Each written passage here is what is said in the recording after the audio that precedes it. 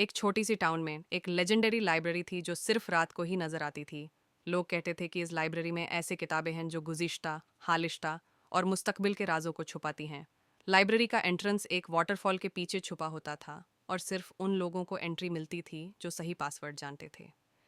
एक बारिश की रात, एक लड़का अरमान ने लाइब्रेरी को ढूंढ लिया जब वो बारिश से बचने के लिए शेल्टर ढूंढ रहा था।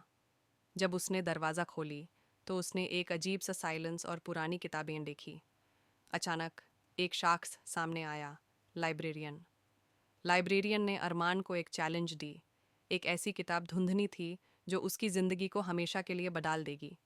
लेकिन एक कंडीशन थी। किताब एक माजे की तरह लाइब्रेरी के अंदर छुपी हुई थी और अरमान के पास सिर्फ 1 घंटा का समय था किताब ढूंढने का पहले कि लाइब्रेरी सुबह के साथ गायब हो जाए।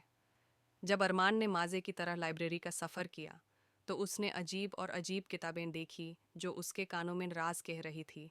लेकिन समय कम हो रहा था और अरमान ने अपनी कबीलियत पर शक करने लगा। जब सुबह का पहला उजाला आया तो अरमान ने लाइब्रेरी के अंदर एक छुपी हुई चेंबर ढूंढ ली और वहाँ एक ब्लैक मार्बल के पेडेस्टल पर किताब थी जो एक अजीब सा ग्लोविंग मटेरियल से बंधी हुई थी जो एक अलग दुनिया की एनर्जी से पल्स कर रही थी।